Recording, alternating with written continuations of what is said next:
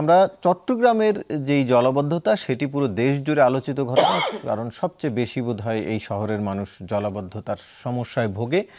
2017 সালে একটি প্রকল্প নেওয়া হয়েছিল 14,000 কোটি টাকা ব্যয়, এবং কিছুদিন আগে প্রকল্প পরিচালক বলছিলেন যে 90% কাজেরই মধ্যে প্রায় হয়ে গেছে এবং জলাবদ্ধতা কমেছে 80 থেকে 90%।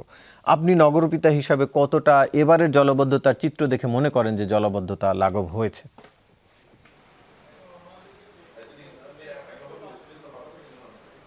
যে দেখুন, আমি আপনাকে একটা চিত্র দিই। আমি যেহেতু এই শহরে একদম 50 বছর ধরে এই শহরে আছি, এবং আমি যেখানে আছি সেখানে হচ্ছে চাকতাইখাল এবং বাকলিয়া, যেখানে আমি বড় হয়েছি।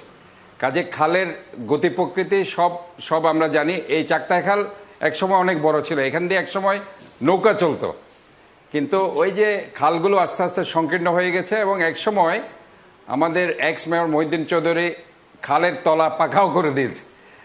কারণ আপনি আমাদের যে সমস্যাগুলো সেগুলো আসলে অ্যাড্রেস যদি আমরা ঠিকমতো করতে না পারি তাহলে কিন্তু প্রবলেম। আজকে আপনি এই যে প্রবলেমটা শুরু হয়েছে কখন, আপনি 2016-17 সালে যে প্রজেক্টটা নেওয়া হয়েছে, তৎকালীন প্রধানমন্ত্রী শেখ হাসিনা শুরুতেই তো গলত করেছে।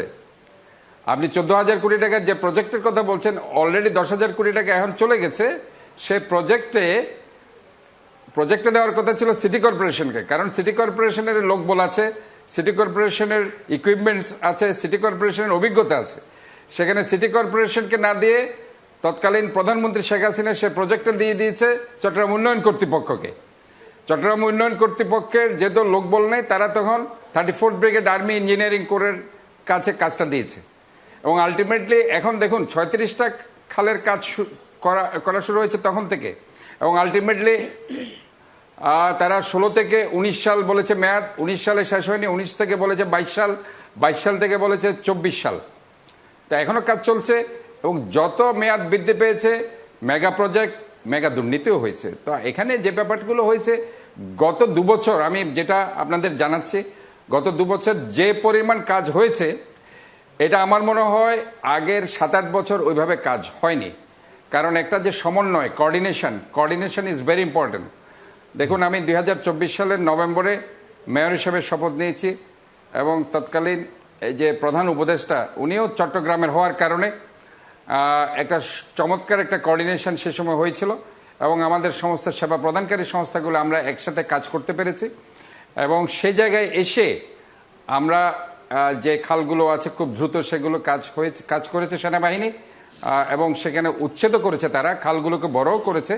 যার কারণে আপনি দেখবেন 2025 সালে আপনার মে থেকে বৃষ্টিপাত শুরু হয়েছে, May, June, July, August, September, October এবং নভেম্বরের ফার্স্ট উইক পর্যন্ত বৃষ্টি হয়েছে। 6 মাস বৃষ্টি হয়েছে।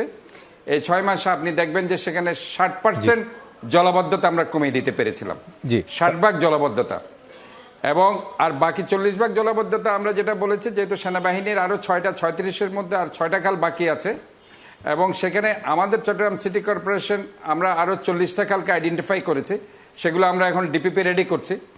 তো স্বাভাবিকভাবে এই খালগুলো যদি আমরা কমপ্লিট করি সেক্ষেত্রে বাকি কাজগুলো সম্পন্ন হলে হয়তো আশা করি জলাবদ্ধতা কমবে বলে আপনি মনে করছেন। আমাদের সাথে যুক্ত হওয়ার জন্য ধন্যবাদ জানাচ্ছি আপনাকে।